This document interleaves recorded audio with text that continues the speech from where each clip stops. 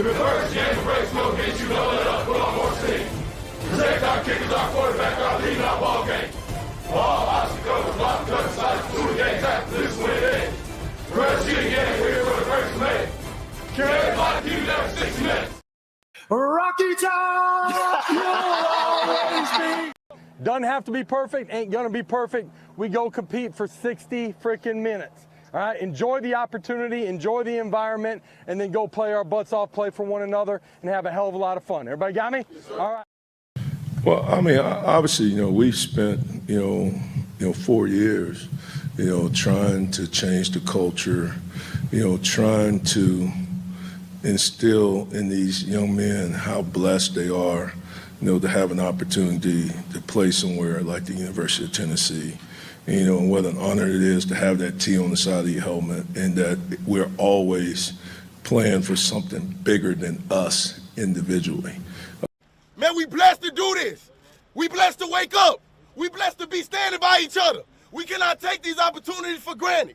There's people that wish they'll be doing what we was doing. There's people that call us crazy for doing what we do. But they don't understand.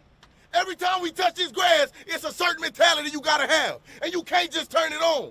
We gotta wake up with it. We gotta train it. We ought to make each other better. I need you. I need you. Make the decision. You're either a Vol or you're not, through thick and thin.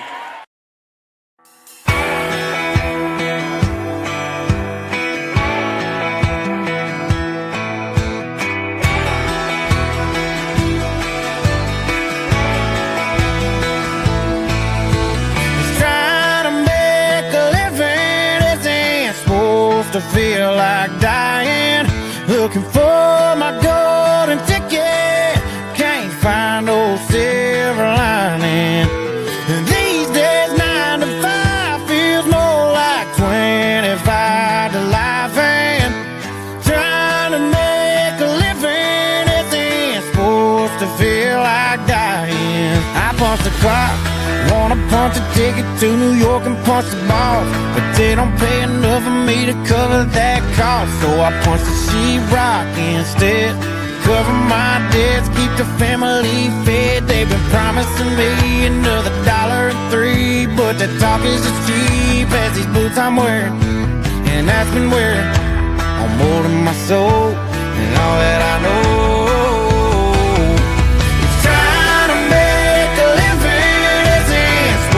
To feel like dying, looking for my golden ticket, can't find no silver lining. These days 9 to 5 feels more like 25 to life, and trying to make a living isn't supposed to feel like dying. Welcome to the Talkin VAWLS Network. My name's Boogie Bentley. He's Coach Jay. I was going to kick it off and say good whatever evening, Tuesday, Monday. I don't know what day it is, bro. We've been live so many times over the last week. I can't keep straight what day it is, but 4th of July is right around the corner. I'm excited about that. How's life out your way, Coach? I know you got a lot going on, but you're still jumping on here talking a little ball with us because it's your phrase. Football is family. We're here to talk a little football tonight. Here to talk a little bit of family, and we're here talking with a brand new family member tonight. And whenever we get to do that, it's always a blessing, man, to get to do what we do out here in California.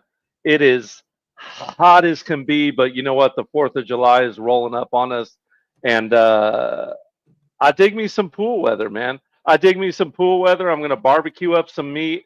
I'm going to blow some stuff up in the sky and celebrate America, and celebrate a bunch of recruits that have jumped in this dang boat. But I am pleased as can be about this young man that's going to be on here tonight, because I want all the defense alignment and I want all the offense alignment.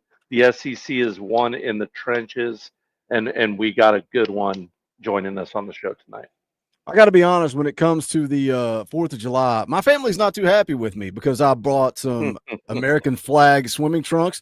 I got an Abraham Lincoln shirt. It's got Abraham Lincoln with an American flag bandana, sunglasses, and it just says America across the bottom. There you Man, go. they're not happy with me, but man, I'm excited. Let me catch up with the chat real quick. You guys being generous already. Luke Thompson gifted not 1, but 2 Talkin VAWLS memberships. We appreciate that. You guys know the deal. That keeps the lights on around here. We need you. We need your support. So thank you, Luke, for doing that. Jeff gifted another Talkin VAWLS membership. Thank you, Jeff. Gregory C. for 5 says, let's get this thing popping. GBO. Thank you, Gregory. We appreciate it. Door fees, memberships, it's all appreciated. But you can also do something easy. You can hit the thumbs up and you can blast this out on social media. You can put this on Twitter, Facebook, wherever you get social with your media. Let them know that we are live. We're going to be talking with Edward Baker tonight. I'm excited about it, and we need more eyes on this stream. Look, we had like 2,000 people watching Legend Bay commit. We had over 1,000 people on the last commitment with TJ White and Darion Albert. You guys can't just show these kids love until they choose Tennessee and then bail on them. We got to support them throughout, the entire process, and that's what we're going to do tonight. Edward Baker, St. Francis Academy, offensive lineman, Tennessee Vols commits to Tennessee over Ole Miss, North Carolina State, Arkansas, Virginia, Alabama, Auburn, Boston College, Florida, and Miami. Let's get the man of the hour on here. Edward, what is going on, my man? Appreciate you jumping on with us. Thank you. How you doing? Doing great. Look, I'm going to kick. Coach, I'm not waiting. Go. You know me. I always go after the offensive lineman. I always go after the O-lineman. Why? Because I want to talk food. That's what we do. So we're not wasting. We're not wasting any time tonight. Okay. We're talking about the 4th of July. We're talking about food. So let's jump into it. Edward, we're 2 days away from the 4th of July. So what's on the menu for the 4th of July? Are you a big 4th of July guy? You going burgers, hot dogs, pulled pork? What are you guys up to?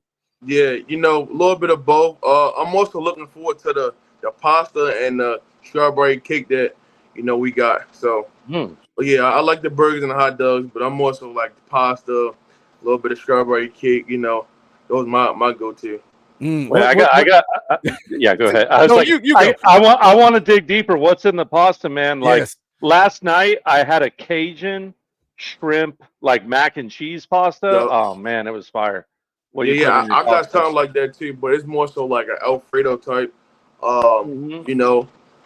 We have we have like multiple different ones, shrimp Alfredo type of pasta, your regular spaghetti, so those types. Dude, you can't go wrong with shrimp Alfredo. Can't go wrong. That's my go-to. Is Olive Garden Italian food? Somebody once told me that Olive Garden's like fast food Italian food. I don't care. Shrimp Alfredo, seafood Alfredo from Olive Garden is fire. Jamie Roberts drops a 20 spot. We got a rule around here. You drop a super chat that's orange. We got to play a clip. Rocky Top! Shout out, Jamie. Appreciate you. $20 ain't cheap. He says, get this party started. The party is started. We're talking food because why would we not talk food to kick this thing off? So I get it. You're down with the pasta more than the burgers and the hot dogs. But if you're going to go through that line, get a little bit of everything. What are you putting on your hot dog? What are you putting on your hamburger? A little bit of ketchup, a little bit of mustard, Then I put some lettuce, tomatoes on the burger. But I keep the hot dog plain, just a little bit of ketchup, some mustard. That's it. Plain, simple, man. I like it. Yeah, I had to go down into the food boogie. You started in reverse on me here. I've been so excited about 4th of July just because I get to use that smoke. I'll stay on topic. So, like earlier today, I've been on this kick when I go to like the 7-Eleven or the Quick Stop or wherever you go. Like today, I grabbed hot mustard Doritos and a raspberry Arizona iced tea. What's your go-to for a bag of chips and a drink at the Quick Stop? Yeah, so my go-to right now, hot Cheetos and a blue Gatorade. But lately we've been at workout, so I don't get the hot Cheetos anymore. I just get a Gatorade and I get a little bowl of fruit. But outside of football, hot Cheetos and Gatorade go-to for sure. Okay, lime Cheeto or regular flaming hot Cheeto?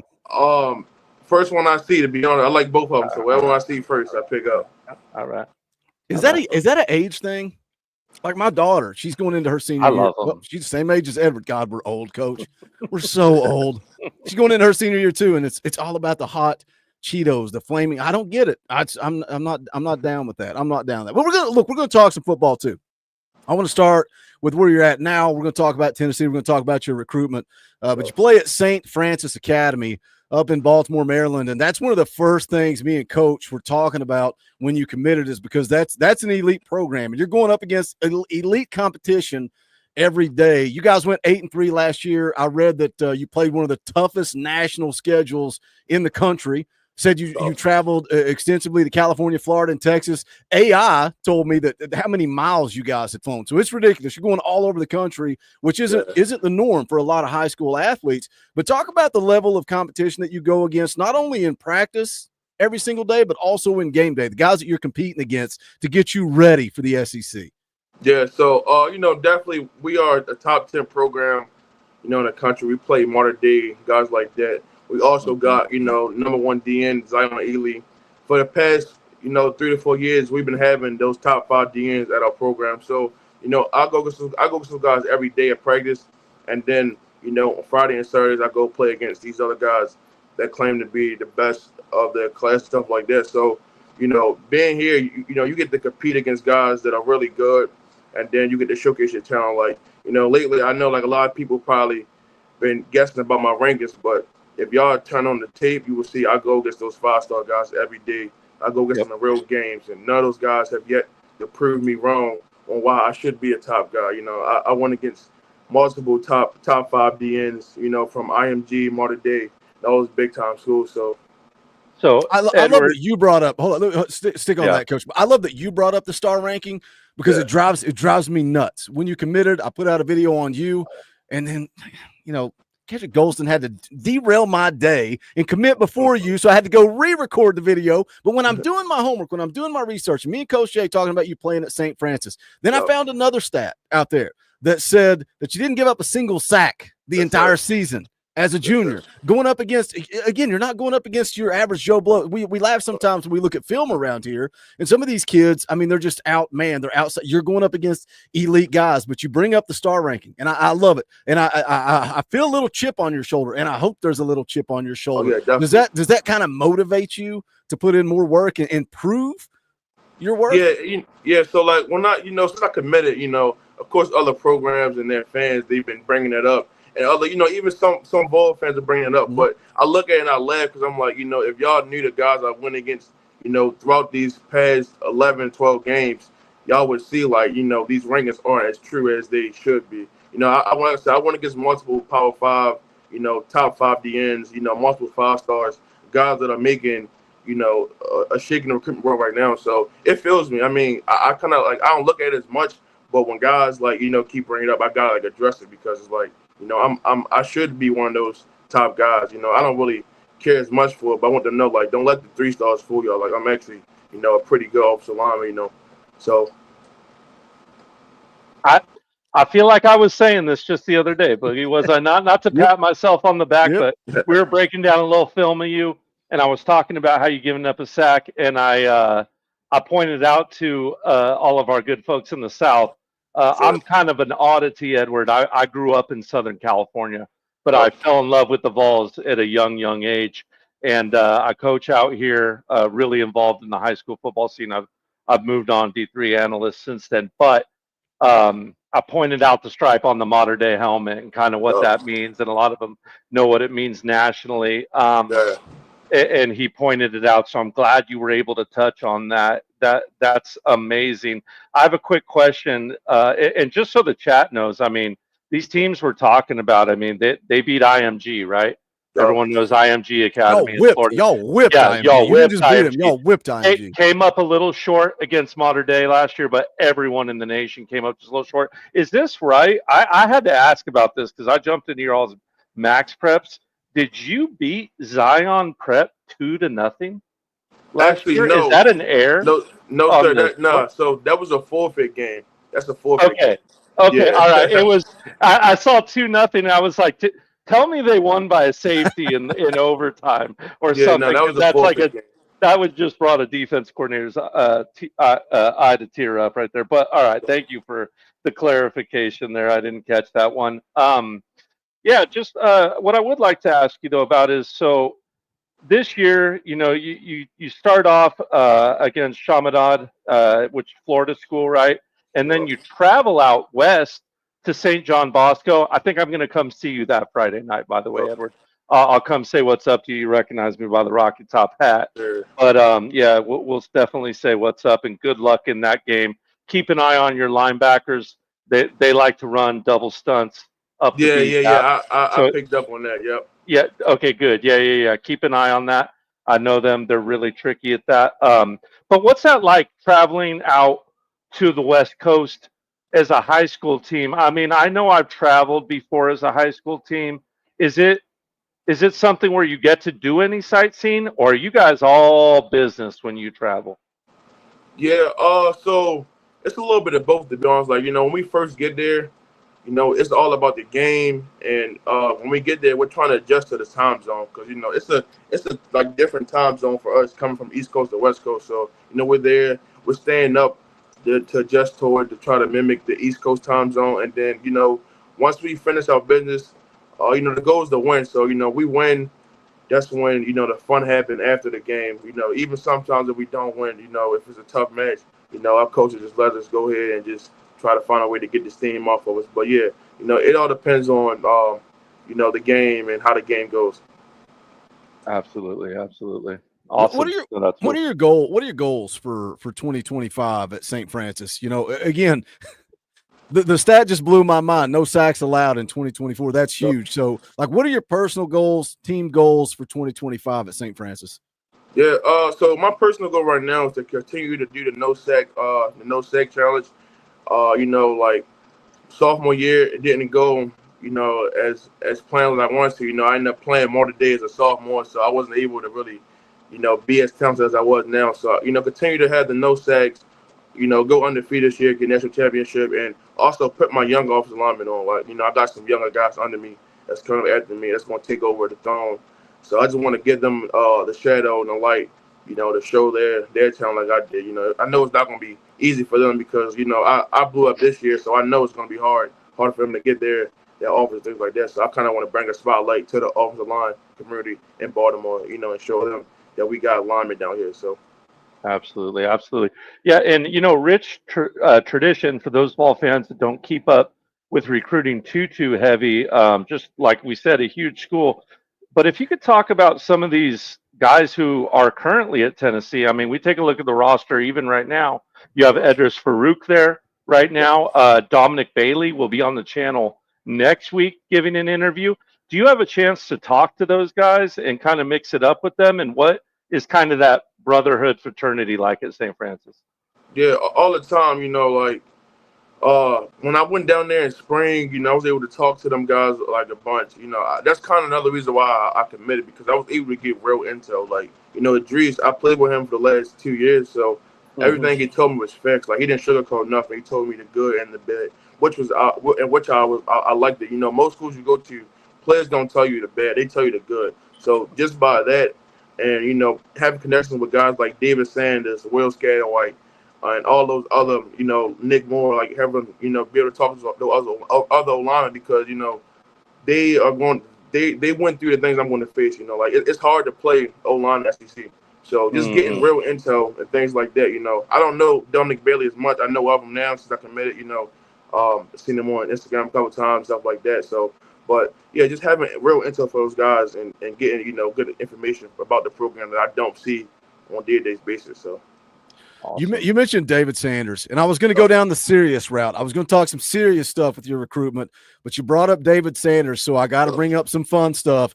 Hooping with Josh Heupel. Dave Sanders, there's a lot of dudes that have rolled through this channel talking about playing basketball with Coach Hype. David Sanders flat out told us, he said, Coach Heupel cheats. Yes. His conspiracy, Dave's conspiracy is that Coach Hype has the goal higher than 10 feet. But he shoots on that goal every day. So you guys you shoot on a 10-foot goal, he's going to beat you every time with the home field advantage. I saw an article yesterday that I love. TJ Watt, linebacker that just committed, he said that he was on the phone with Hype, and Hype said, if I beat you in basketball on your official, you got to commit. Well, same thing to my mom.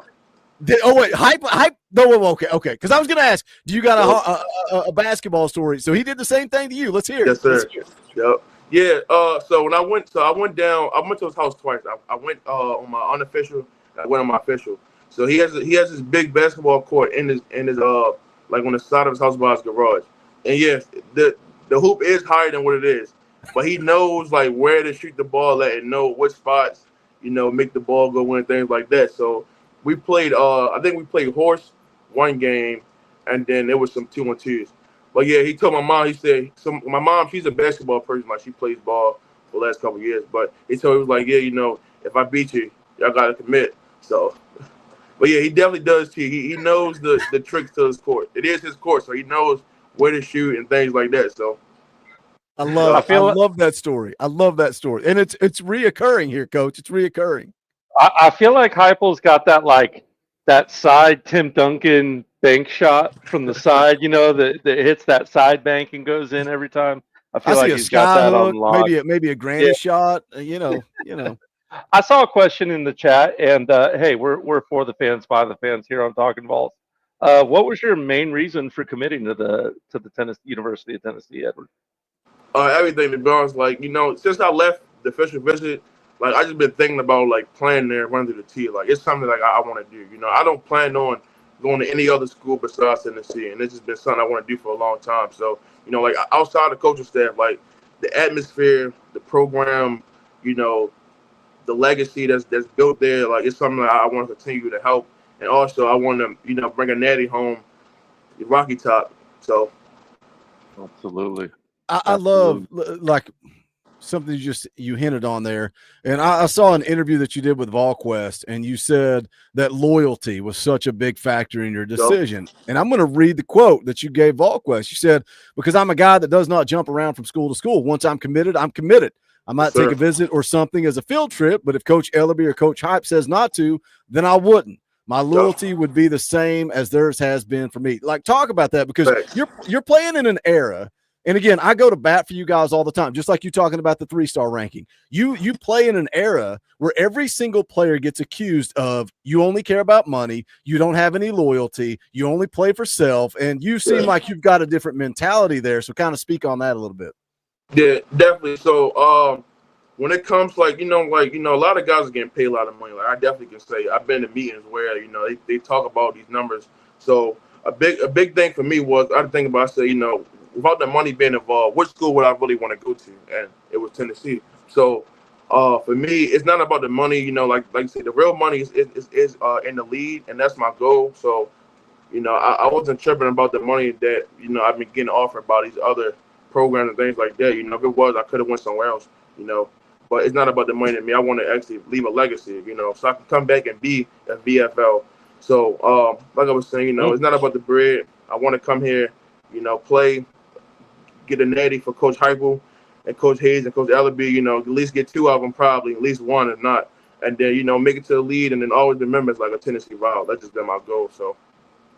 We had big Anthony Aguilar on the show. I don't know if you formed much of a relationship with him or not. He's an incoming freshman, just went through his first spring camp, first orange and white game. Man, I love that kid, and him and his mom. Like, that's one of the things that they talked about. It's like, if I go for the money now, if all I'm worried about for money now, then I'm going to end up in the portal. So I love that mindset of let me choose the best school for me, and then the money will take care of itself. And like you said, the end game is the NFL. That's the end game. So I love that you're looking for the right fit, the right school. It's a great thing. Yes, sir. Absolutely. I always like to know, when I get talking to you guys, what's your pregame ritual like, man? Are you kind of like a kick it quietly in the locker room kind of guy? Do you have headphones in? If so, what are you listening to in your playlist? Yeah, I'm a little bit of both. So, you know, on the way to the game, on the way to the field, you know, I pray a lot, listen to, like, you know, Bible quotes and scriptures and stuff like that. And, you know, until I can, you know, listen to as much. Once I get in the locker room, you know, the loud music is playing, you know, I take it off because I can't really, you know, listen to a lot of loud music playing. That's when I get into the mood and get my energy from my teammates. You know, I get hype, I get loud. But other than that, if I'm by myself the whole time, Bible quotes, I'm praying, you know, until the time I get in the field, and I just get prepared. But like I said, you know, if not, I'm with the guys, we're getting ready, and then we're going to, you know, figure out a plan to beat the guys who are about to go play. So. I love it. Guys, smash the thumbs up if you're watching the chat. If you're enjoying this interview, hit that thumbs up. It helps the channel. Share out the link. Tell people we are live talking with Edward Baker, Tennessee Vol commit. And you just heard him. He talked about loyalty. He is locked in. He ain't going anywhere. He ain't going anywhere. He wants to be a VFL. So share this thing out. Let people know we're live. Let me catch up with you guys. Wayne drops a $5 super chat. Says Dorothy. Shout out, Wayne. We appreciate you, brother. Dustin Sellers, our good friend Dustin, drops an orange boy. We'll play the clip. Rocky Top! Dustin for $20. That ain't cheap, says my guys. Looking forward to a great season on Rocky Top. Super excited for this season and all the recruiting momentum. Thanks for the content. Welcome to the Big Orange family. Shout out, Dustin. Appreciate you, brother. Thank you so much for the support. Let's talk a little fun. Let's talk a little life off the field, right? Like what does a day look like for you? What does Edward Baker like to do when he's not playing the game, lifting weights, watching film, practicing? Is it video games, movies, music, food, books, TV? What is it? Let's talk about you away from the field. Video games, 100%. You know, I've been playing a lot of NCAA right now, so that's my go-to. Before I got down here, I was actually playing NCAA, but yeah, that's my go-to. NCAA, cooking, and just chilling with the fam in the house. But those three things, my go-to. Okay, we got a lot to unpack here. Okay, we're gonna go gaming and cooking, coach. So get dialed in, get ready. So you're playing the EA Sports college football game. It comes back after what, 13, 14 years. So, We're all playing it together. We got a Talkin VAWLS dynasty. We're all in together, have a lot of fun with. Well, just what do you think? What do you think of the game? You love the game? You like the game? You dig the game? Does it make you mad? oh yeah. You know, it's a little bit of everything. You know, I think they got to add a little bit more features, like on the career part. You know, more positions like O-line and D-line. But other than that, it's pretty good. I like it a lot. I play it every day, so definitely like it a lot. I was anticipating you playing it. Yeah. And so I was thinking about player ratings. So let's talk about what your player ratings would be. I'm going to list a category, and you got to rattle off what your rating would be. We're going to start with what would your speed rating be on the game? All right, speed, I'll say 60 speed. That's an honest man. That's an honest man. I'm running 4.4, so I say 60. So respect. Run blocking. 92. Yup. I think this one may be a little higher. Pass blocking. 97. Oh, Yup. let's go. Let's go. Which All one right. he prefers, huh? Awareness. 99. Definitely. Oh, Yeah. oh. Okay, look, I got two I more, like but it. you say 99 awareness. What is that? Is that football IQ? Is it focus? Is it are you living in the film room? What gives you that awareness? All three, to be honest. So, you know, like during the season we play, and you gotta watch film. So I always watch guys and I learn tendencies. And you know, like it's some games where I'd be up 4 o'clock in the morning. I wake up in the middle of the night and I'm watching that film. So my awareness is there. Like I can see everything before it happened, or I can see something when something like doesn't go as planned. You know, a guy might bail out to a flat. I can tell somebody else is coming. You know, somebody got to replace him going to the flat. So I got the awareness to see everything. You know, film, IQ. You know, all those things above. So now I got two fun ones. Kick power. Oh, definitely 99. I can get out there. I can get out there for sure. I can get out there for sure. Who was it? I don't remember who we had on. Who was it? We had somebody on, maybe a wide receiver that played quarterback in high school. and they were mad about the throw power. Yes, about their throw power because it was so bad. So we're going 99 kick power, but let's talk about your deep throw accuracy. What's your deep throw accuracy? 60, maybe 70. 60, maybe 70. All depending on how far, but in between that 60, 70 range. I love the honesty, and I love the confidence too. Let's get one from the chat, and this will transition us to food unless Coach has a gaming question. White Lightning for 5 says, welcome to Rocky Top, young man. Looking forward to seeing you play in Neyland. What is your go-to Waffle House meal? All right. So I had my first Waffle House meal when I went out Tennessee. I'm unofficial. I forgot what it's called, but it come with like these two like waffle type of toast with some eggs, some bacon, and I think it was grits. I don't know the name of the meal, but when I see the menu, I can pull it out. I definitely know what it is in the menu. I don't know the name of it, but that's definitely my go-to right there when I go. I only been there one time, so I only had that meal. But yeah. What are you putting on the grits? Wayne says all-star breakfast. That's probably it. It's like the biggest meal on the menu. I think so. That might be it. That might be it. Yeah, that might be it. What are you putting on the grits? A little bit of butter and some sugar. Mm. Yep. Butter. Bring bring out the natural sweetness in the grit. That's why. Yeah. Well, with That Food natural Network star sweetness. here. Food Network star. I'm gonna cheat and sneak a football question into my video game question. All right. If you're running a running scheme, what kind of running scheme you like to run in the game and in real life? You like a counter? You like a trap scheme? Like what's your running scheme? Yeah. So, real life, I'm more of a power type of guy because that's what like hit forwards at St. Francis. We run a lot of power and counter, and that hits. Video game it don't work. So I'm an inside zone guy on video games. You can't run too much power because too many bugs in the game for that. But real life, you definitely I'm a power counter guy. Especially big on the pause. Like to replace, pin and pause, things like that. But yeah, video game inside zone, outside zone. I like it all, to be honest, though. Anything else outside of college football? What else are you playing? Any other games? Sometimes Call of Duty. So those two. I suck at shooters. I can't play it. Coach, let's take us into cooking. We're not just talking food. We're talking cooking. There's a difference. Okay. So you're from. Wait. Let's clear this up. Is it Baltimore or is it Baltimore? Well, I don't know if I said how you said it, but Baltimore. Okay. All right. Well, I'll take it. I don't know. Yeah. My wife made me watch too much of The Wire once, I guess. So I got that more in my head. I don't know. All right. So, are you feeling that food there? Like you a clam chowder guy, lobster roll guy? Like what's your favorite quintessential Baltimore food there? I mean, I know you like the pasta, but yeah. So I'm not too big on seafood, but like these past 2 weeks, they be having like a lot of lobster and stuff like that. So I've been eating it. But go-to food down here definitely. We got some good crab cakes. We got good crabs, but crab cakes for sure. Like I said, I'm not too big on the seafood though, but crab cakes definitely. Love me a good crab cake. I went to Camden Yards and got crab cakes, and then I had to take out a second mortgage when I got back home because it cost so much money. What are you cooking up? Bennett Warren, I don't know if you built much of a relationship with him. Bennett Warren's a foodie. You talk about pasta.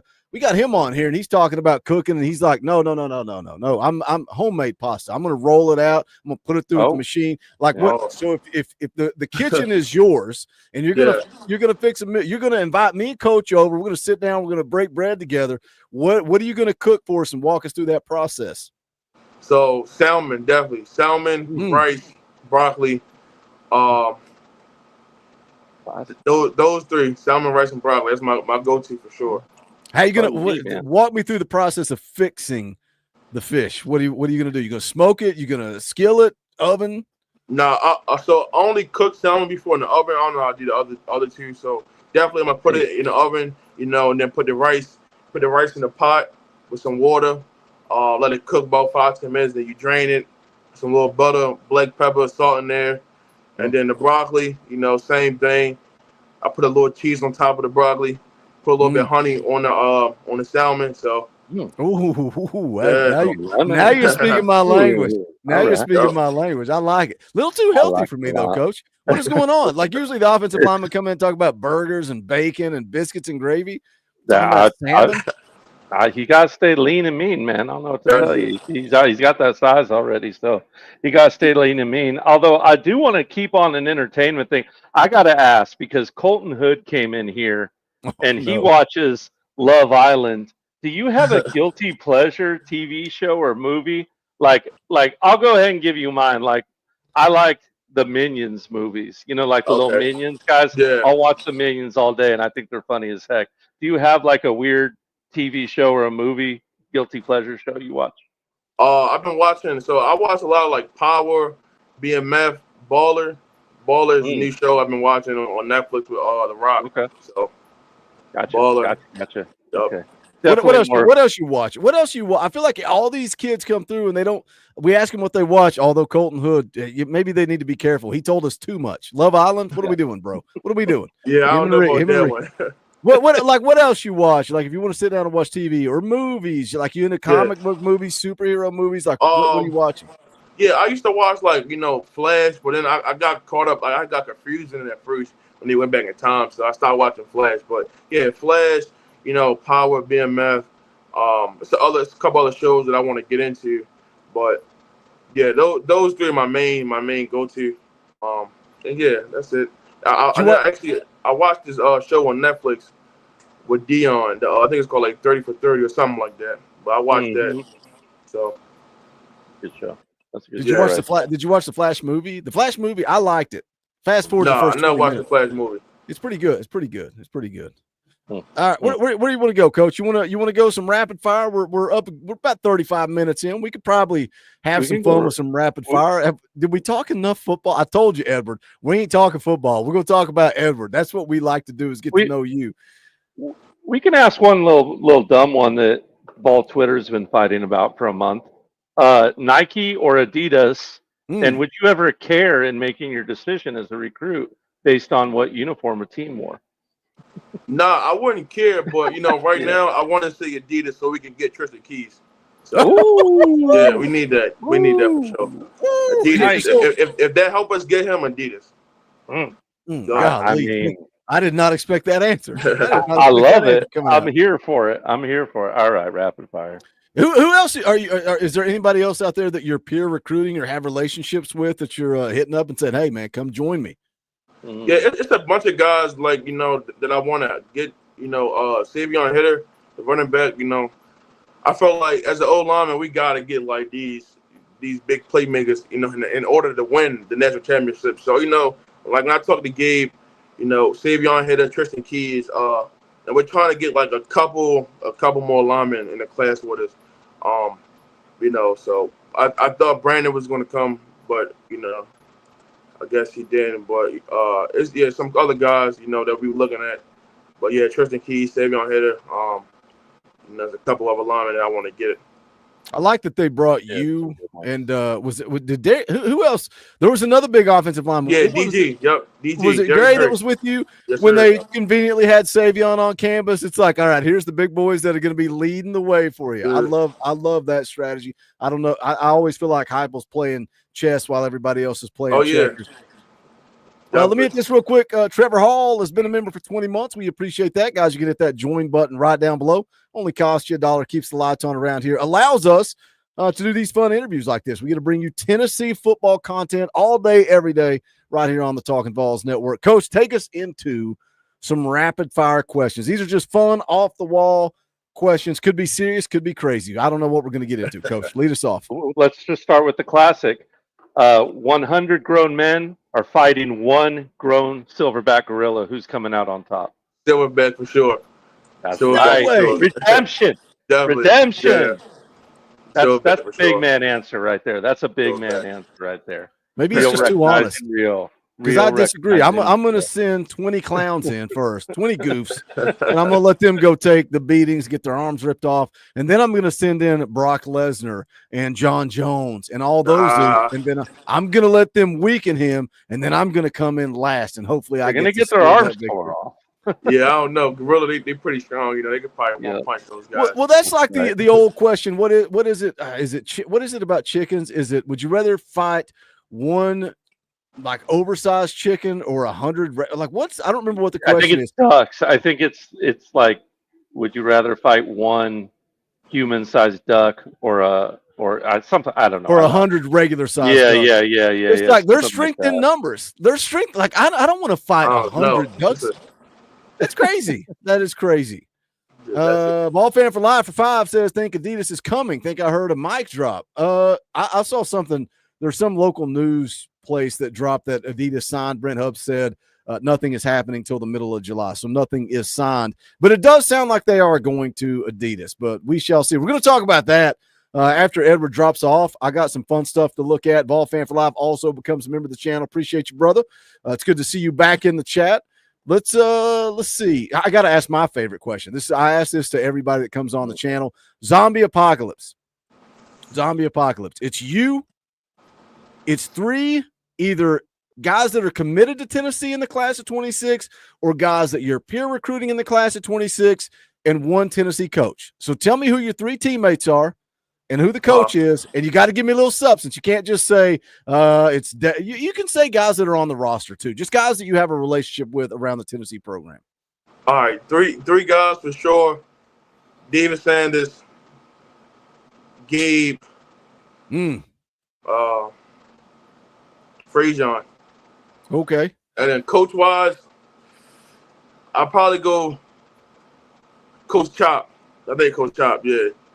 That's great. That's an interesting answer because known for recruiting more defensive guys. Yeah. So what's your relationship like with Coach Chop that you would throw him out there? It's like competitive with us. When I talked to him, he was just saying like the better O lineman we get, the better our defensive line gets. So I know like they have a great defensive line. I'm gonna say that now. Like their defensive line is pretty good. So, and I know, like, me coming there, I know first year might be pretty hard, but I know, like, once I continue to get those reps against those guys and stuff like that, we know O-line, D-line going to be the face of the team, and that's how we get to the natty. But, yeah, Coach Chop, competitive coach, good dude, though, for sure. I love it. And I love that you keep mentioning Gabe, too, because we had him on the channel.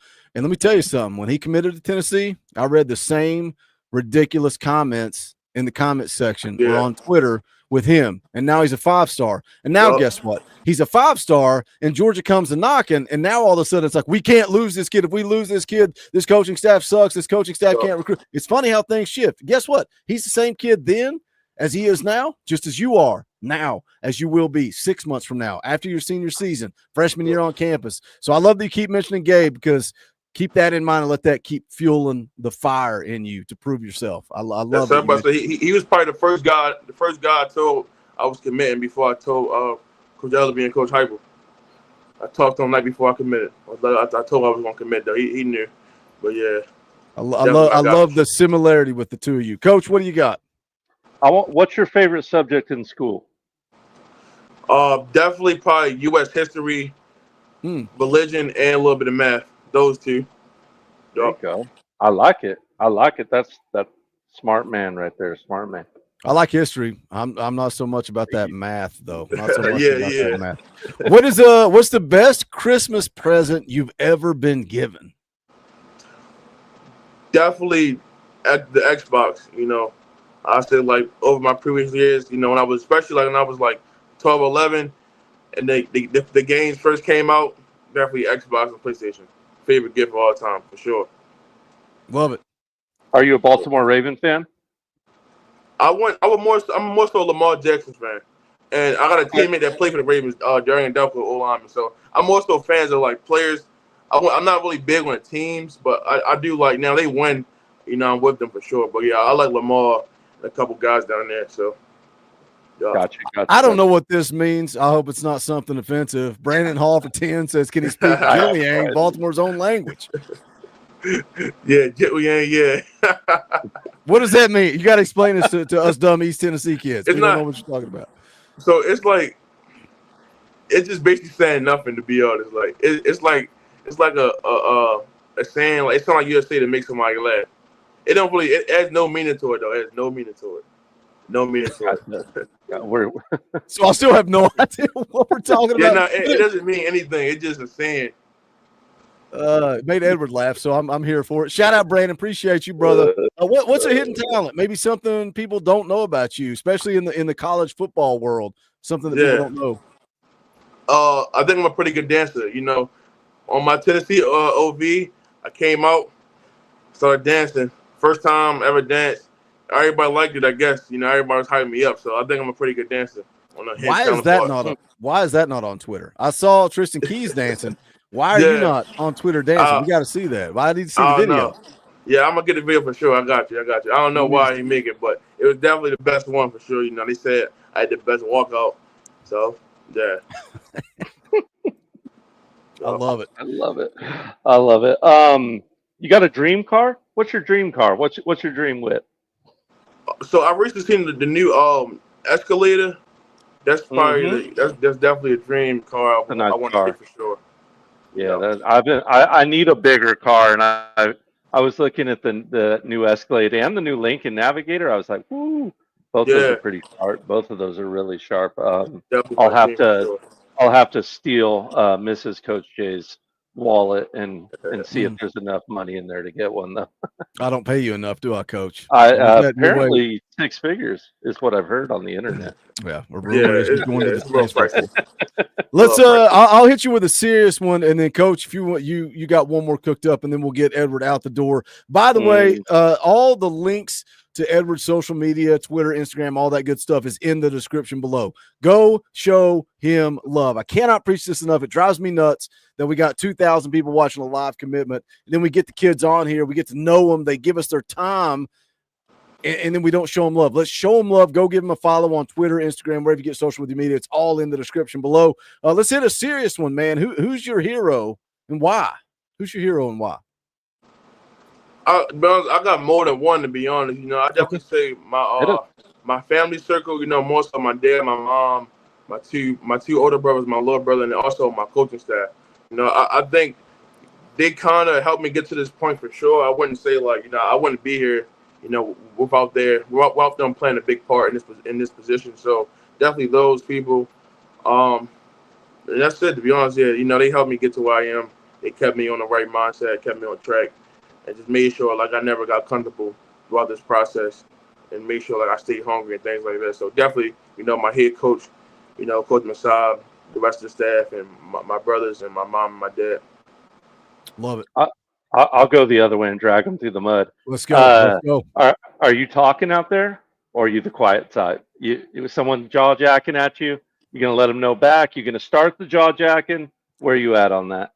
So it all depends, to be honest. Like, you know, if we up in the game, of course I'm gonna talk back. But if it's, you know, if we're not responding to the collision, I won't say nothing because I don't want to jinx anything or mess anything up for us. But yeah, if we winning, to be honest, yeah, I'm definitely gonna talk back for sure. We winning, we up, I'm talking back. But we not, I ain't gonna say nothing. You know, I like it. You're winning, you get to talk. I like it. I like it. I like that mindset, man. It's been fun getting to see who you are, talk to you, man. Like when you committed, me and Coach talked about it. He obviously knows the X's and O's. Like he said, he's a D3 analyst out there in California. He watched your tape. He says, Boogie, we got a good one. Everything I've seen, we got a good one. I love that you play at St. Francis. I love that you go against elite competition. And then I saw that no sacks allowed. I don't care if you're a 2-star. I'm excited to have you on Rocky Top, and I'm excited about the type of kid that Coach Heupel's recruiting. Man, you fit the mold of every guy that comes through here. You're well spoken. You're like what's your GPA? 3.8, something like that. Yes, sir. Yep, 3. Yep. Like you hit the books. You're respectful. I appreciate you. I'm glad you jumped on here with us. It's been a lot of fun. We're gonna get you out the door. The floor is yours. You speak to Vol Nation. The chat is Vol Nation. Tell them who Edward Baker is and what they're getting and what you're excited about, man. You know, first thing I want to say, don't let the stars fool y'all. You know, I'm a pretty good lineman. I play against good competition. You know, I'm ready to come in, work, compete. You know, hopefully start freshman year. If not, definitely being there year 2. You know, a good offensive lineman, someone that can learn. You know, it's the reason why Coach Heupel been recruiting me since I was a sophomore. You know, just ready to get up there, join the program, and get a natty for sure. Let's turn things up. You know, Absolutely. GBO. That's it. I love it, man. I love the mindset that all you guys are talking about natties. Let's go win a national championship. Sir. That's the goal. That's what our eyes are on. Look, here's the deal, man. We appreciate you. Thank you for jumping on. You need something from me. You need something from Coach. Any support, you want to come back on, whatever we can do for you, we're in your corner. You're a Vol for life. We got your back. So if you need something from us, hit us up. But we appreciate you jumping on, man. Yes, sir. Thank y'all. Appreciate y'all. Later, buddy. We'll talk soon. GBO. You got it. Go Big Orange. All right, we're going to keep this dang thing rolling on. We got Falmeen coming on here in just a second. We're going to talk about some interesting things out there on social media. Todd Landers drops a $5 super chat. Says, doing a drive-by, granddaughter time. Welcome to Rocky Top, Mr. Baker. Shout out, Todd. We appreciate you, brother. We appreciate the super chats. We appreciate the memberships. If you're not a member, you don't have a power T beside your name, you can fix that. Hit that join button right down there below. It's $1. There is strength in numbers. You guys are what keep this show driving forward. We're grateful for that support. You can also support by grabbing some merchandise. You can go to bonfire.com/store/. Talking Balls. That link is also in the description. You see we got brand new Nike themed hats. We got camo hats, bucket hats, Nike themed t-shirts, hoodies, long sleeves, sweatshirts, whatever you want is at bonfire.com/store/Talkin Balls. We got rivalry shirts. We got parody shirts, Ball World Order. We got the Talkin Balls letter theme shirts. We got so many fun things over there at bonfire.com/store/Talkin Balls. If you want to show a little love, go pick it up. Go sport. Why not? We would appreciate it.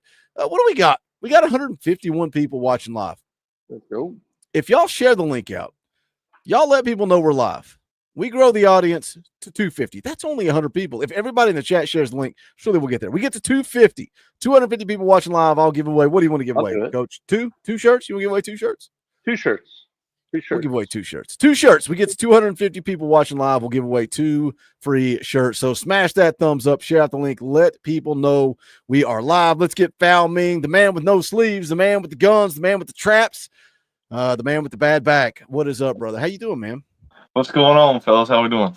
What do you think? Another interview, another freaking class act, man. Another great kid. Well, I mean, one after another, man. Just absolutely solid young man. You know, it seems like Hop definitely has a top. And you're sticking with it, and I think the culture just built.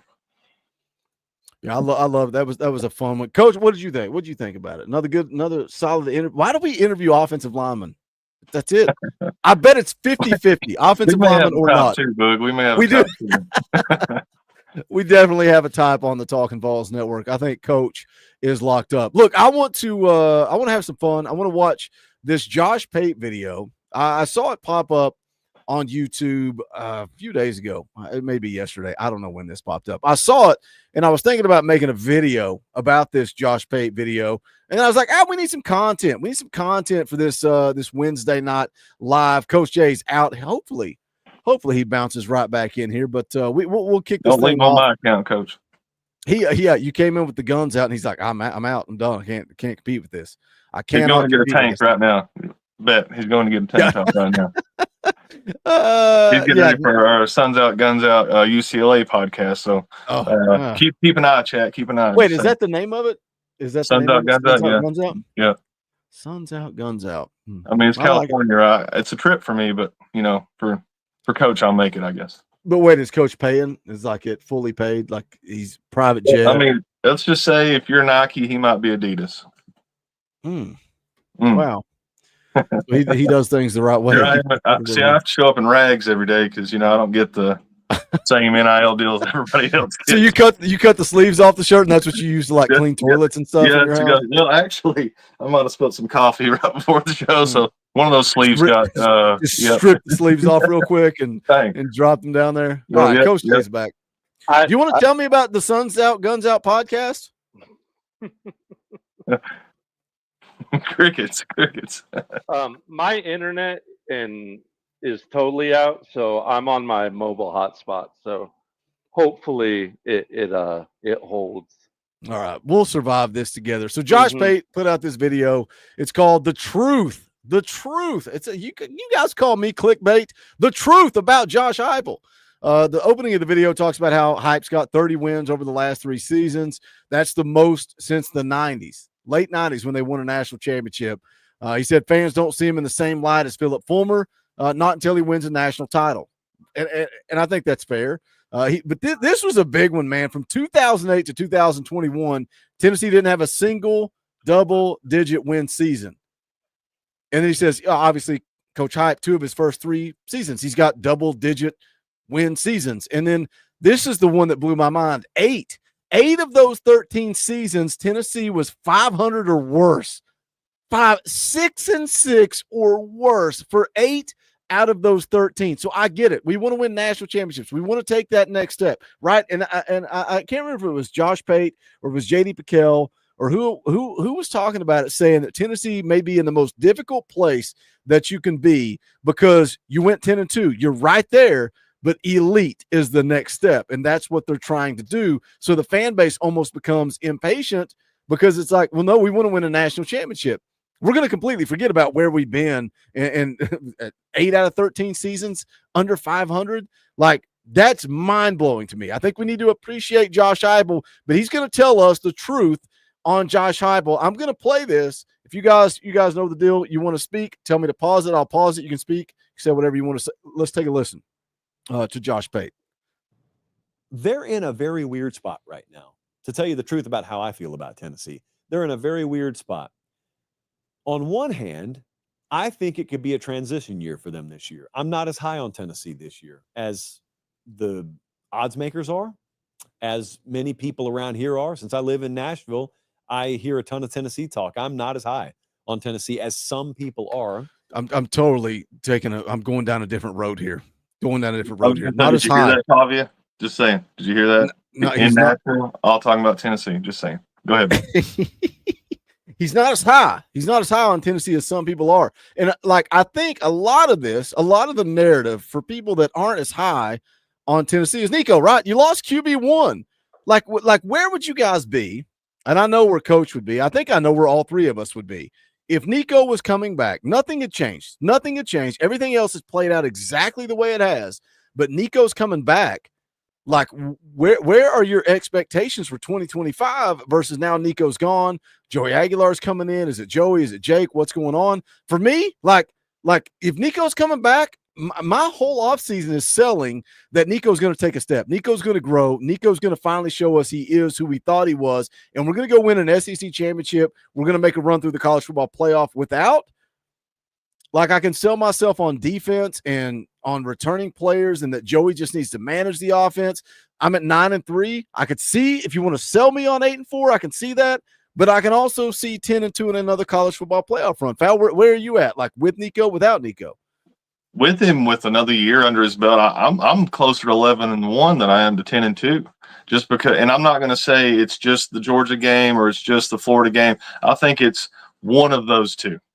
I think we've already proved ourselves against Alabama. Alabama might be the toughest team we play this year based on some early season hype, but I'm right there at 11-1. I think you got Georgia at home, which I think's the better of the two teams, but they're at home, so that gives me that little bit of maybe it's that one. And then you got Florida. It's the whole. It's not the team. It's not the roster. It's definitely not the coach. It's the swamp. For whatever reason, the swamp's the swamp. We've struggled. We can go down countless records there if we want to. It's nothing Tennessee fans really want to talk about. But I'm right there at 11-1. I think we slide just a little bit because of the timing. But I think if no drama aside, no distractions aside, you get a couple months focused in the continue progression. I'm right there at 11. Yeah, I think I was in the same spot, Val. Like, maybe if he steps into the stratosphere and they could do something special. If nothing changes, see, if Nico stays and everything is hunky-dory, I feel like we might have pulled one more wide receiver than we poured in the portal. But if it's just the same, I'm still really worried about my wide receiver depth, even with Nico. But I'm still probably sitting at 11-1. If that wide receiver depth was thickened out, then I could maybe see stepping into a 12-0. And that's right, because we all had him growing. We're not talking about what Nico did last year, right? As a freshman. We're talking about what we expect. What we expected him to do and growing in the Josh Heupel offense, right? And then just the value of him being undefeated at Neyland, right? Him having that confidence of coming out and having beaten Alabama at home, right? He had good experience to draw on, to beat Georgia in that early game, right? And I think we all agree, no matter who the quarterback is here, if we can find a way to win that Georgia game, it can propel you really, really far, right? You could get really, really hot and catch some momentum. And I think that was more realistic with Nico than someone stepping in right away. Now, it still could be done. It's just a lot taller order. I still think this defense, some things just don't change with Nico or without. I think the defense is going to take a step, right? If they do, this team can hold serve really well and maybe still stay at 10-2. Who knows, right? If they don't have that growth anywhere, it's just one of those weird years for me where I can see both sides really, really easily happen. And I think that was kind of I hate the uncertainty. Yeah, Or you could really argue either side, and I can't really argue against you. We just kind of have to go on our gut at this point. I mean, this early, but I don't know if you got a chance to look at it, Coach. But I know me and Boogie talked about it a little bit. That Georgia game being a 7-point spread already, and granted, it's not a sports talk show or anything like that. But I trust Vegas almost more than I trust the talking heads because they're putting their money where their mouth is. So 100%, if whoever they know more than anybody knows for whatever reason who their connections are, they're locked in. So the fact that that's a 7-point game now, you're going to tell me with 8 back there with another year of progression that's not worth 1 touchdown. Yeah, let's talk about that. Let's talk about that. What's that line? Because Jamie Roberts in the chat says, but Boogie's been said multiple times, Aguilar will be statistically better. So if that's the case, how do we go backwards? What is the line? What is the spread on that game? And I want to pull this up and talk about this quote too, because Paul Feinbaum, Fox Sports Knoxville puts out, ESPN's Paul Feinbaum believes Tennessee's quarterback Joey Aguilar will have a better season than Nico Iamaleava. I'll take the over on Joey having a better season than Nico last season. Can we just verify if that's real quick? Is he talking about compared to last year or compared to what this year may have been? No, I think he's talking about better than Nico last year. And there's a lot to unpack here because I've got a quote in my back pocket that I'm going to pull out here. Go ahead, Coach. But let's go first. Let's go first with this, Coach, and then you piggyback. You take this question, then you piggyback with what you want to say. What's the line against Georgia? If it's and Falming sent me this earlier, like you just said, 7 points. Tennessee is a 7-point underdog. What's that line if Nico's the quarterback? Flips. Is it worth a touchdown? Is it worth a touchdown like Fowl said? Is it worth 4 points? It flips. You think Tennessee's the favorite? Yep. Yeah. That's a strong statement. Oh, you mean against Georgia? Is that what you're saying? Yes. Yeah, they're 7-point dogs to Georgia at home right Holmes now. worth a touchdown. Nico's worth a touchdown. I'm saying Tennessee -2. If I had to spread that off the wing in that game, I think I have that in my notepad somewhere too.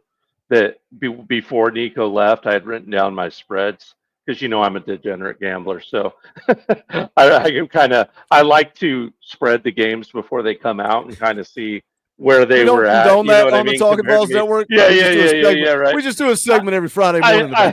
I mean, in a loving way, right? Like I have a certain amount every year. It's like if I lose all this, who cares, right?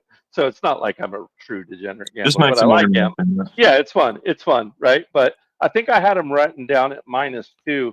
And if we're talking about like statistically, like then again, what are you talking about, right? Like those early games with as few reps as Joey had, like, do they not pull him? Does he, like if Nico plays a full game against Chattanooga, he probably throws for 600 yards, right? I think he had like whatever he had in the first quarter or whatever, broke that first quarter record. So it's like, what quarters does he play? Like, do we think that he has better stats against Georgia than Nico had? I don't know. He could, right? He could, just the way that game's going to be designed and probably going to be a defensive slugfest with a lot of running going on. Possible, kind of hard to see, right? But it's possible. I just don't know in what context, Paul meant this in. But just statistically speaking, yeah, you certainly could see better avenues with the style of play Tennessee played with a freshman quarterback. That certainly Joey could have better stats. If Joey puts up similar stats to Nico, we're going 10-2 and we're going to the college football playoff. But how do those stats happen? The how matters is what I'm trying to say. Sure, it does. It does matter. But that tells me if he puts up better stats than Nico, he's not turning the football over. Let me give you an example. Let me give you an example, though. Right, you mentioned the game the year that you saw. Right, who was it against? Georgia State. He had like a 90. He had some insane QBR in that game.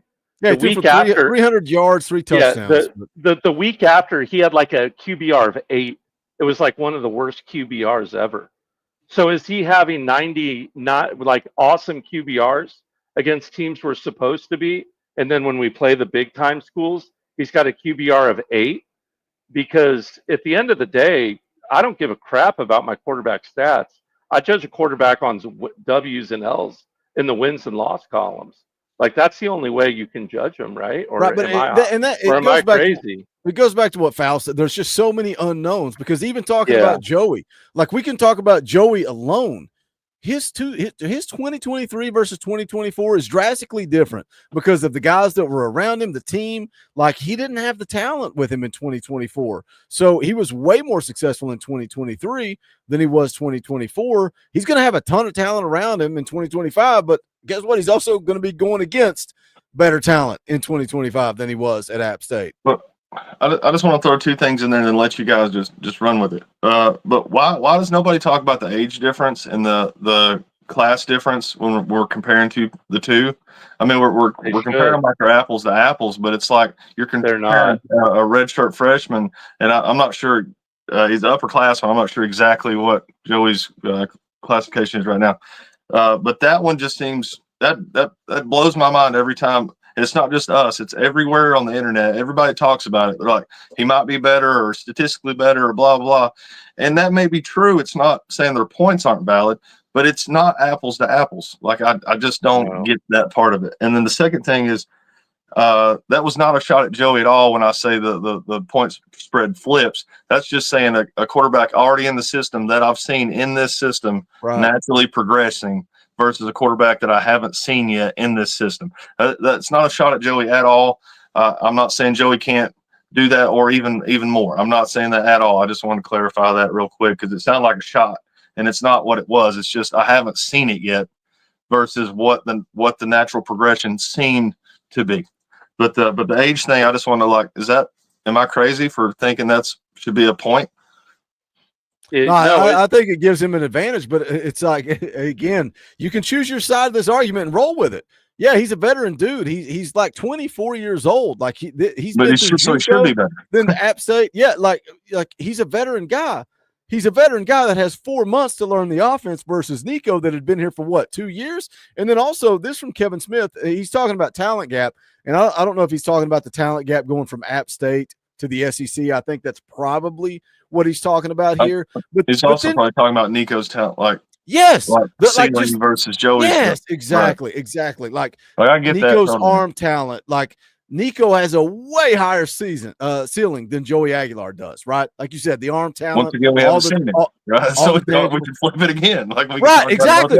There's a reason that Nico was a 5-star and one of the top ranked players in the country, and Joey didn't get a D1 offer coming out of high school. Right. There's a reason for that because of the tangibles, but tangibles aren't everything. Like that's why you can choose your side of this argument and you can roll with it. But that means he graded better than an 18-year-old. That doesn't necessarily mean he grades better at a 21-year-old. Like we can go over this forever, right? Like what if Joey is better? What if Joey just took him 2 years to grow into it? Well, you know what I'm saying? Like I know there's measurements there that you can take, but like just because one progressed faster, it's the same as we were talking about with Edward earlier. It's like being 3-star versus 5-star. It's not really saying he's not on pace with that 5-star. It's just either you haven't seen it yet or he hasn't been graded that yet. So we could twist this about 1,500 different ways. Yep. I just get confused about. I think. It all comes down to somebody takes 1 point and then makes an entire segment on it, right? Instead of like putting all the factors in, they just pick the narrative they want to push. Is that what we're getting down to?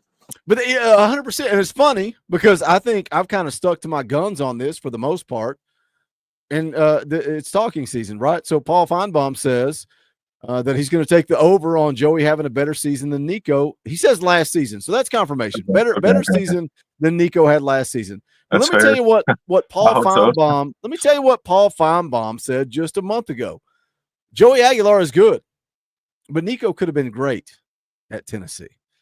So you take that and you apply that to this, and it's like you said, Foul Ming. It's talking season, and like he's taking both sides of the argument to drive conversation. Whereas I feel here we try to stick to our opinions, stick to our guns. Like I'm not sold that Joey Aguilar is going to come in and win an SEC championship, but I don't know. I've seen enough from the kid to know that he's a competitor. We'll see how that plays out. I got so derailed there. Let's go back to Josh Pate. Let's go back to watching this video about the truth about Josh Heupel. But I think some of those expectations, when he says I'm not as high on Tennessee as everybody else is, a lot of that comes because QB1 hit the transfer portal. Let's hear more from Josh Pate. That's not a terrible thing. It's just that's going to happen in college football. That's transition. That's going to happen every now and then. The reason I say that's a weird spot is because I'm very high on Tennessee's program, and I'm extremely high on what happened last year. All people remember is they got blown out at Ohio State. That's the way they ended the year. But that's one game. What I remember is, for all the talk about how big an offensive genius Josh Heupel is, and he is that, how'd they win last year? They were good offensively, but there were several extended periods last year of offensive drought. Let me cut in really quick and ask, look. Oh, he's going to do an ad for us real quick. Hold on. And it helps us, sure, over free college. Actually, what he's telling you, like, anybody, if you have ever yelled at me for telling you to smash the thumbs up, that's what Josh Pate just did there. That's what Josh Pate just did. Is what won them games. They had a top defense won them games. To me, one of the surest signs of upward mobility, of upward trending as a team and a program is when the side of the ball you don't specialize in starts to elevate. Coach, speak on that. Speak on that, because again, the reason why, like, I think 9-3, but I can see 10-2 in the college football playoff run is because I believe, my personal opinion is that Joey can come in and manage this offense. That doesn't mean he's better than Nico, equal to Nico. I'm not comparing him to Nico. I'm saying he's coming in. I think he can manage the offense. But speak on that, when Josh Heupel's an offensive guru last year, we all know it. We all saw it. We leaned on the defense. We leaned on the running game. So I think that speaks volumes for Josh Heupel and what he's done. Yeah. I mean, you have to be able to win in the trenches. You have to be able to win with your defensive line and offensive line in the SEC. You're not gonna be able to go out there and win a national championship with the 22 Tennessee offense and defense. Like, I know everyone loved that team. I love that team. Shoot, come on. I was lying down on my floor 2 feet away from me in tears when they beat Bama, like everyone else, right? Like, I love that team, but that team had big limitations, right? They just did. And you have to have the trenches to do it. They solved, it seems like, the running the football side of that trench problem. I think they solved the defensive line side to that problem too. They did not solve the pass pro side of that last year, right? And no matter what you think of Nico, I see a lot of comments in here, and God, I'll put the amount of tape I watched up against anybody, right? And if someone feels like they have a better case, please come on here and show me, because I'd love to see it. But that left side against elite teams was a problem. He had zero time to throw the football against the elite team with 3 men front, which is horrible. Where are you going to throw it?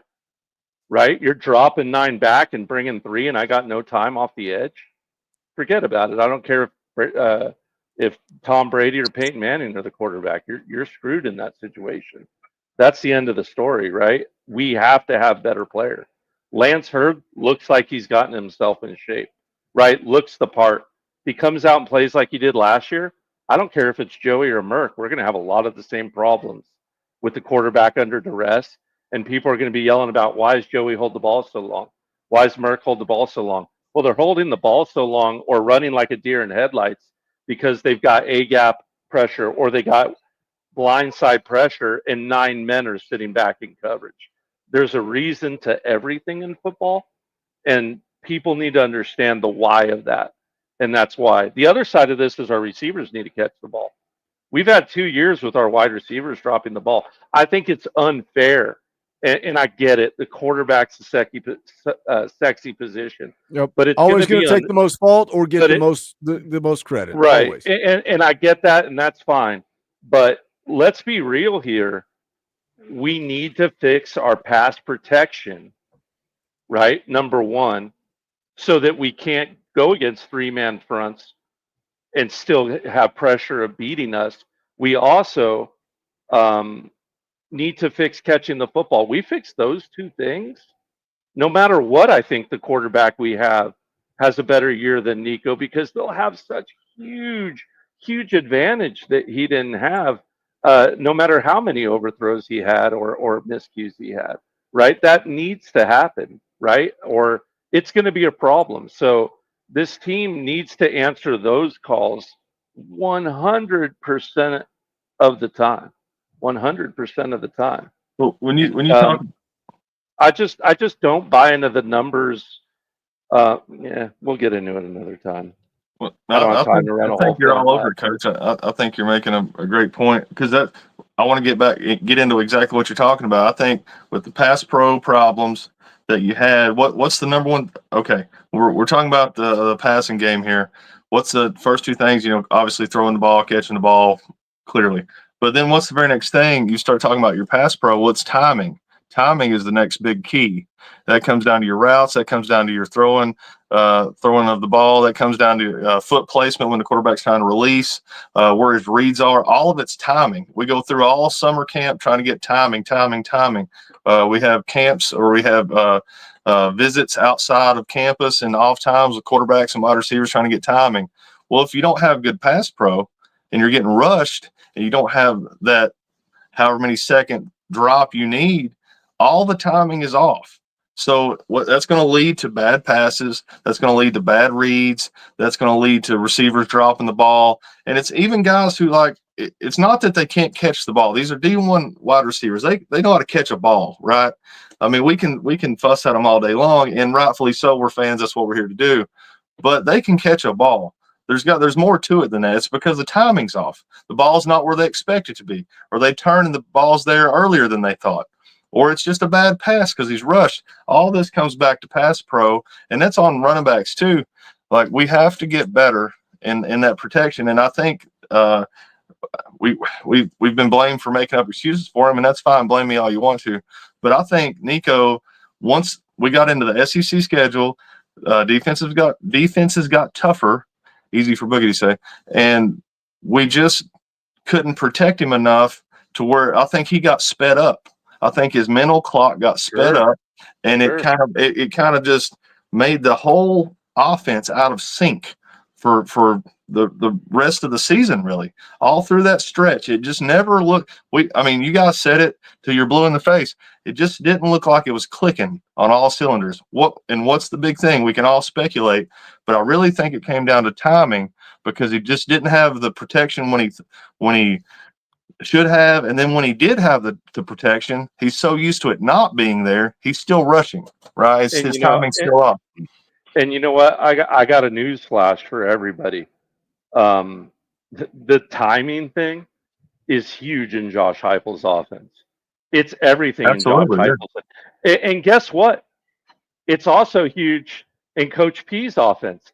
It's also huge in that offense because it's Danny Hernandez's offense. And we'll get into it later, but wink, wink, nod, nod. This is about to be a huge. There's big similarities in these California kids, guys.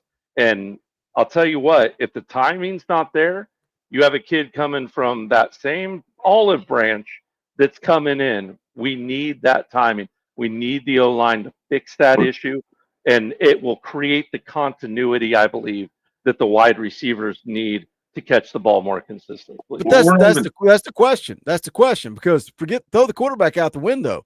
Did we upgrade the offensive line? Is the offensive line better in 2025? And that's what scares people, because it's unknown. Just the same as the wide receivers. Or it's unknown. We've not seen it. The same people yelling and screaming and crying about not seeing Mike Matthews now don't trust Mike Matthews. But I think, like you mentioned it, Coach, you said, Lance Hurd looks the part, but we still don't know. We don't know if Lance Hurd is that 5-star offensive tackle we want him to be. David Sanders, that's one of the top dudes in the country. That was such a win on the trail. Is David Sanders ready as a true freshman to play right tackle in the SEC? I hope so. I think David's future is bright. Is he ready as a true freshman? And then you're bringing in two guys in Sam Pendleton and Wendell Moy Jr. to play guard, and I think they're going to be good. They played a lot of football. They've got some experience. I'm excited about both of those guys. And then William Satterwhite, another question mark, a Glenn Ellerby dude, a high school dude.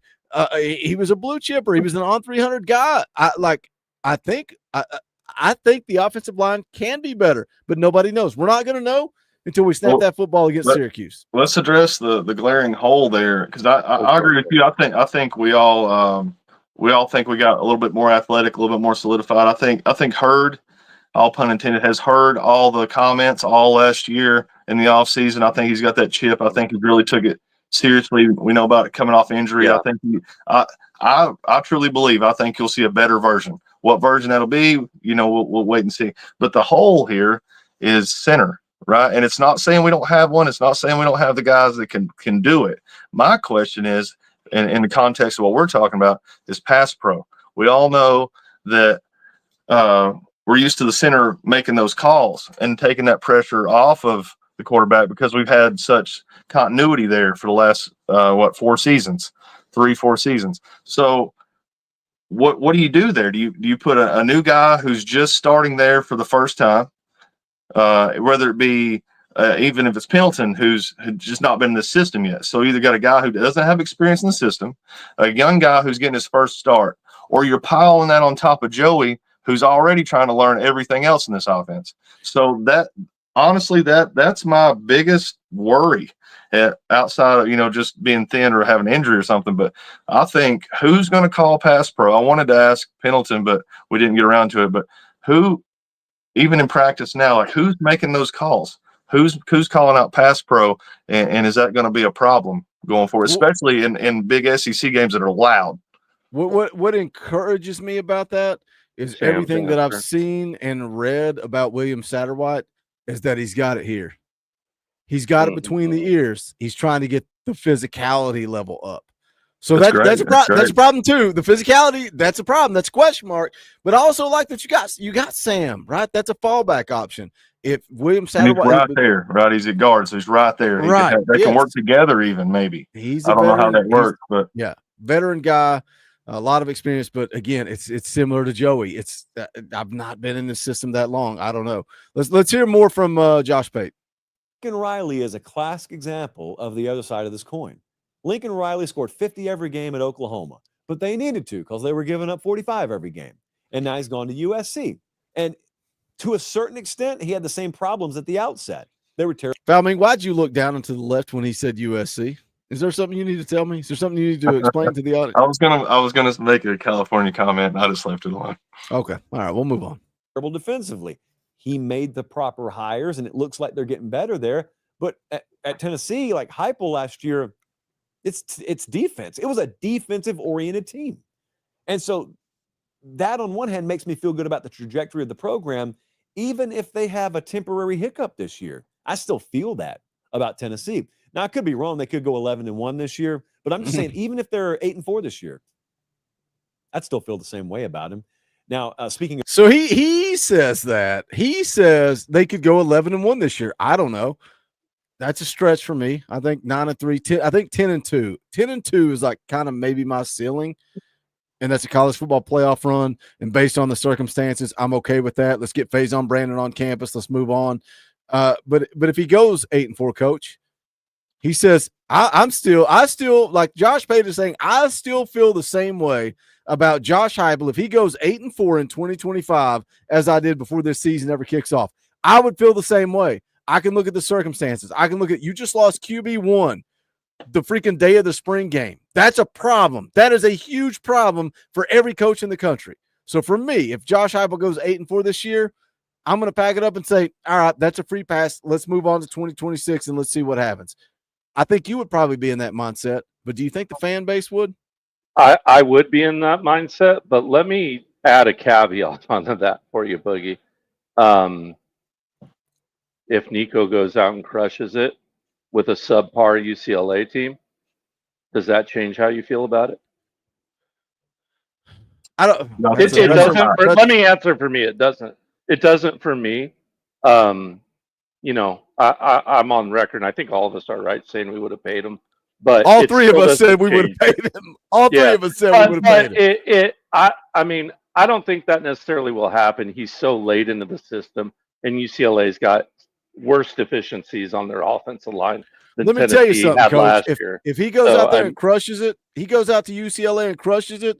The same idiots that were saying that Nico sucked and blaming Nico and putting the fault on Nico will now be blaming Josh Heupel. It's easy to change your narrative versus when you're on record, you're sitting in front of a microphone. You got to kind of stick to your guns. So he wouldn't have naturally progressed and got better. And then he also, we're going to say that Hop didn't help him at all, didn't teach him anything. He would have nothing to do with the fact that he got better if he goes out there and crushes it. Right. Well, yeah, I mean, both those points make no sense to me. And he I should be agree better, and Hop should get credit. And I agree with Kevin Smith with all the off-field stuff, and as quick as he has to step in there, I think the deck is hugely stacked against him. And make no mistake, like he's from my tree. I'm rooting for the kid. Like I can separate him, right? Just because I win doesn't mean I want you to lose, right? That's just not how I'm built. That's too beta. But it's going to be a tough situation. But I worry about the ones who aren't built that way, like you said. Like if he does figure out a way to do that, then how does the fan base react if we have a negative season? I think is an interesting little curveball. Not that separate that. I don't think that will happen. It's just an interesting talking point as we talked about. Before you move on, just let's touch on that. Hop has done this with less in the past. Yep. Right out the gate, we know that. And then not to mention this, his whole roster, both sides of the ball, keeps getting better. Okay, and also he's lost his starting quarterback at UCF. So he's also been through this before and had to manage before. So all these things tell me that of course it's a blow, but I don't think it's the blow everybody thinks that it has to be. It's not the end all be all. And if we'll go right back to it. If you don't believe me, believe Vegas. It's worth a game. Yeah, I think Vegas knows that like maybe the ceiling was higher under Nico, but I think Vegas knows that this defense is legit. I think they know that we have athletes on offense. People may question the wide receivers because they're unproven. They may question the offensive line because they're unproven. But I think it could be better. I think the wide receiver room could be better. I think the offensive line could be better. He may have already said this, or we may not be there yet, but like 30 wins in 3 seasons. How many of those seasons did he have Nico? Okay, I mean, it's not the end all be all. Oh, he's great. Yeah. No, not at all. And that's not taken away from Nico. I'm just saying we can't. The ceiling's not falling in on us just because. You know what I mean? I just think the ceiling could have been higher with Nico. Oh, for sure. I'm saying the floor hasn't fell out. Right. Exactly. I thought he got, in hindsight, after rewatching the 23 season, I didn't think it during the year at all. After a couple rewatches, I really felt like he got more out of Milton than a lot of people gave Heupel credit for, to be honest. He put Milton into the NFL. That's all I need to know. That's all I need to know. Yeah. So, well, didn't he also... Go ahead. No, I was just saying, I have a ton of faith in Heupel. The moment he did what he did in 21, I just, as a coach, I have so much dang respect for that man after what he did. I mean, the whole team left. He rallied them, right, Boog? What can I do for you guys? Yeah, that's right. A leader. He came in as a leader. He earned their trust. And when you talk to kids that are part of that team, Boogie's about to talk to Dominic, who is Bailey, this coming Wednesday. I hope I can make it with my dad's surgery. I don't know. But when he does, if I can't make it, I really, really want you to talk about that a lot with him, Boogie. Like, because everyone I've heard talk about it on that team will tell you they'd lay down and die for Heupel if he asked them to. And my respect for Heupel is through the roof. I'm willing to ride him as far as Heupel will take us, right? And is that next step to elite? I don't know. You know, I think he can do it. I think it's about the right blend. I hope he can. I hope he doesn't turn into a Mark Richt where, you know, he's 12, 13, 14, 15 years in the program and we've had, you know, 12, 10-win seasons and not going over the hump. But we'll see how it goes. The way he's recruiting, the way he continues to recruit. I just believe in the man personally. Yeah, dude, I'm so excited to talk about to Don Bailey next because of what you said. Next Wednesday night, 7:00, we're going to talk to Don Bailey. Should I put up? What do you? Let's ask the chat. The chat never lies. Chat tells the truth. Chat is always honest. If Coach Jay can't make it, should we call the young kid up? Should we call him up from the bullpen? Should we let Foul Me come on and hammer Don Bailey with me? I think the young kid is ready. If you in the chat think that the young kid's ready, you want Foul Me to come on and hang out with Don Bailey, put a 1 in the chat. If you think he's a clown, he's got the sleeveless shirt, the attitude, the trash. He's got all look, he's got all those trashy tattoos. Like I would never, Coach, I would never, ever let somebody with tattoos onto my show, ever. But I'll let him on. I don't know why. Should we let the young kid on? The chat's throwing up the 1s in the chat. I think me and Foul Ming will knock it out of the park next Wednesday if Coach Jay can't make it. I'll do my absolute best to fill Coach's shoes. I'm not going to be able to fill Coach's shoes, but in a pinch, I'll absolutely try to do my best for Coach and the chat. I think it'll be fun because, like Coach Jay just said, he was recruited by Jeremy Pruitt. He signed with Jeremy Pruitt, but he stuck it out with Heupel. He was in that locker room when Heupel said, "What can I do for you?" So I think that's going to be a fun show next Wednesday, 7:00. Guys, we got to blow up the chat. I can't tell you how much it hurts my soul. And you guys are here, so I'm not even lecturing you. I'm lecturing the ones that aren't. It's like we got a kid committing, and there's 2,000 people watching. We got a kid in the boat. We got a player in the boat. We got a player that's giving his all for Tennessee, and we don't show up and show him love. Like it drives me nuts. I wish more people would show up for these player interviews. I enjoy them. I know Coach enjoys them. We'll see if Foul Ming enjoys Don Bailey. We'll see what happens. Let's hear more from Josh Pate. Of the way people feel about him. The Nico Iamaleava stuff is still fairly fresh in everyone's mind, but that'll fade. In the public's mind, they got too much else going on in their lives. They're worried about their own team. They're worried about everything else. That they're not going to remember intimate details of how Josh Heupel handled the Nico Iamaleava drama in spring of 2025. Tennessee fans will. So that really endeared him to Tennessee fans, as it should. Because he finally stood up when so many other coaches were bending a knee to players and representatives of players asking for this and that. And Josh Heupel finally just chested up and said, yeah, go on. Go on. You know what? Even if we have to take a step back this year, go on. We don't need that here.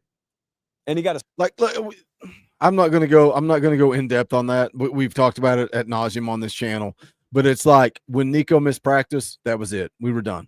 Like all of us were in the same mindset. We were all saying, like we were all hanging out together. We were together in Knoxville for the Orange and White game when all this happened. And it's not going to happen. Straight up. Yes, we're not going to happen. Like, and we're all also saying, pay him. When he didn't show up to practice, we all said you got to cut ties. You have to cut ties at that point. Once you don't show up and no contact, I think even if he hadn't showed up, if he just throw out the smallest message of like, give me a minute, let's talk, whatever. And I'm not saying that's a way to go about business, but I think a crumb of something between the two parties could have saved that. Yeah, I agree. Cooler heads could have prevailed, and obviously they thought it was a good strategy to pull him, and it's an unacceptable strategy. And I just can't think of worse advice to give a young man, right? Like, bottom line is Dad got his feelings hurt. Dad got his feelings hurt because Pete Nakos went public and said that there were negotiations going on. And I'm on record of saying that Tennessee also made mistakes. Why do I believe that? Because I think that Tennessee is who leaked those negotiations, thinking that it would wrap all of this up. And when they leaked them, freaking Nick went scorched earth, and then that's what led to the blow up. And then Nick said, "You're not going to practice." And that's I truly believe to this day that if it hadn't gone public, that Tennessee and Nico would have worked it out. I don't think he would have got $4 million. I think he would have got a bump. I think he would still be the quarterback. 3.5, 3.8. It's all because it went public, and then Nick's ego got in the way, and he said, "You're not going to practice." And Nico said, "Okay." And now we are where we are. Well, Nick should have been messaging Boogie and asking him about social media discipline and how to handle himself on Twitter. I'm doing well. And I'm maybe doing we pretty can well. avoid this I'm whole doing thing. pretty good. Doing pretty good lately. I'm not yelling. I've not yelled. Now Sunday nights are different. Y'all want to show up on Sunday night at 6:30? I'll go for about full to score say, start. hold on. I'll go score start. But social media, I'm not talking about the clowns. Yeah. I'm not talking about the clowns. Like, man, you just have to be able to carry yourself better than that. If you're in that such like we talk about these kids being in such high profile situations, everybody's looking at them. You're QB1 at Tennessee. You're the face of NIL at the time. Like a lot of things, you got all these spotlights on you, and we take that into account. We don't talk about the fact that these families are in the spotlight too, and some of them react well, some of them react poorly, some of them don't react at all and just let the kid do his thing. But that also matters because, I mean, what's the biggest influence in a kid's life? It's going to be his family, most likely. Especially that Good or culture. bad. We've talked Good about or it a bad. lot. That culture even more. Yeah. Yeah. Well, that's why you hear all these visits and we scream culture about picking up the right kids. But what these families are saying after visits, how they feel after visits, when you hear what mom says or what dad says, or like we just talked about, I think we're done with visits. I don't think we're going to any more visits talking about Albert. I think it was his family, but it could have been TJ Watt's family. It's one of the two. But they were talking about after the Tennessee visit, they still had the Mississippi State visit. So it was Albert. So had the Mississippi State visit still to go. Well, then they decide, yeah, he may still go on the visit, but I think we're done. Hubbs was talking about that a little bit. He said, we're done going on visits. So how the family feels and how the family reacts to the situation is also just as big a part, if not more sometimes, than the kid. Good and bad. Let's wrap. Golly, I knew this would be good conversation. I told you guys this video was going to be good talking points. Let's wrap it up. We got about another minute or so. Standing round of applause from his fan base, and I applaud him too. Even as I looked at it and I said, I'm not a believer this will necessarily help their overall record this upcoming year. It may help their standing as a program overall. And I want you to also think about this. If Tennessee's the kind of team that's just scrappy, and they got the hateful 3 stars, which are worth their weight in gold.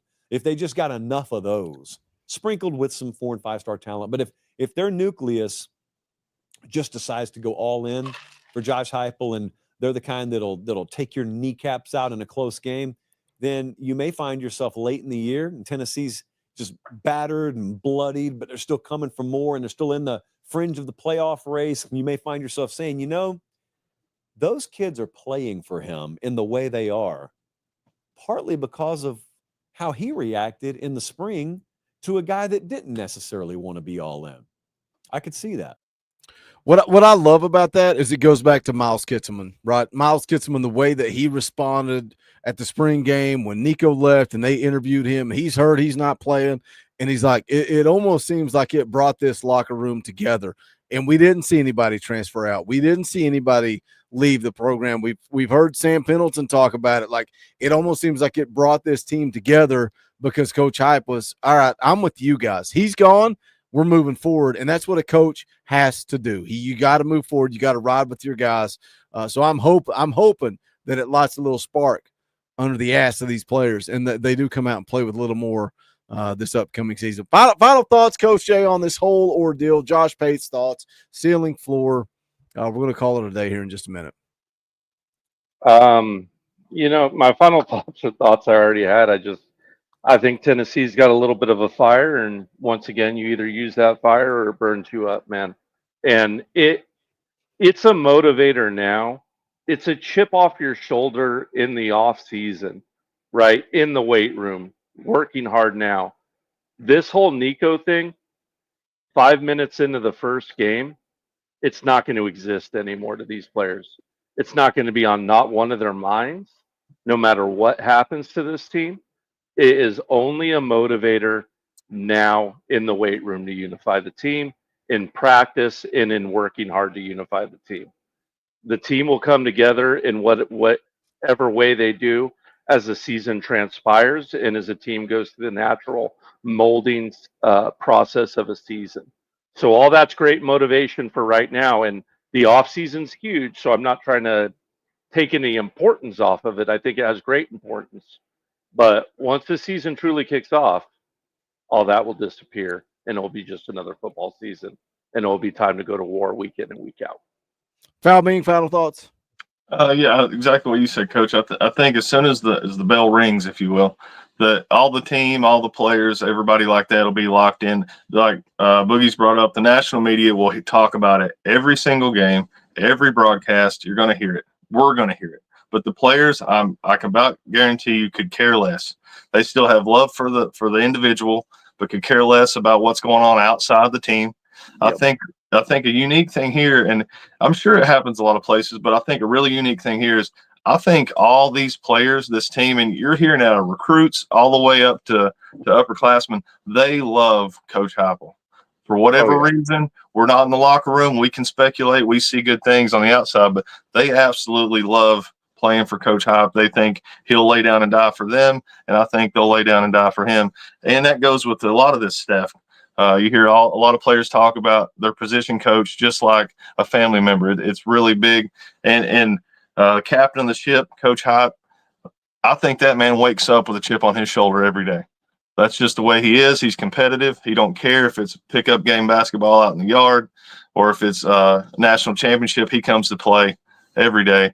And I think that rubs off on the team. And if anything, something like this is just going to make him work that much harder. We've seen it in the past. I got no worries about Coach Heupel having everybody ready to play and this team ready to go when the time comes. Agreed, man. I'm ready for football season, but I'm also enjoying interview season, commitment season. Like recruiting is hot and heavy right now. We're going to continue to cover it. Tomorrow, I am taking the day off. I don't know what day it is. I don't know what planet I'm on. I feel like we've been streaming every single day. Me and Fowl were laughing earlier today. It's like, what are we going to talk about? I feel like we've talked recruiting to death. We can't talk recruiting. So I saw that Josh Pate video. I thought that would be fun to talk about. But I'm taking the day off tomorrow. I'm going to spend some time with the family. We're going over to Boone. We're going to go to App State. We'll see if we can find Joey Aguilar, get an interview. Who knows? Who knows what's going to happen over in Boone, North Carolina. But we got a big commitment coming up on July the 4th. So I will have something ready for you guys on that Sunday. EA Sports College Football. Tune in for that. Made a video earlier today talking about Tristan Keys. If you missed it, go back and watch it. There is a very, very real shot at flipping the 5-star wide receiver. More videos, more content coming your way. Smash the thumbs up, subscribe, click the bell for notifications. If you like what we do, if you enjoy the streams, the community, the videos, whatever it is, man, think about hitting the join button. You can become a member of the channel for $1. We're going to be doing members only streams coming up soon. So stay dialed in for that. I think we're going to kick those off. Probably when fall camp kicks off, which is right. Like, what is it? Like a month, less than a month away. So get tuned in, dialed in. But that is going to do it for this one. For Foul Me, for Coach Jay, my name is Boogie Bentley. This is the Talkin VAWLS Network. Go Big Orange.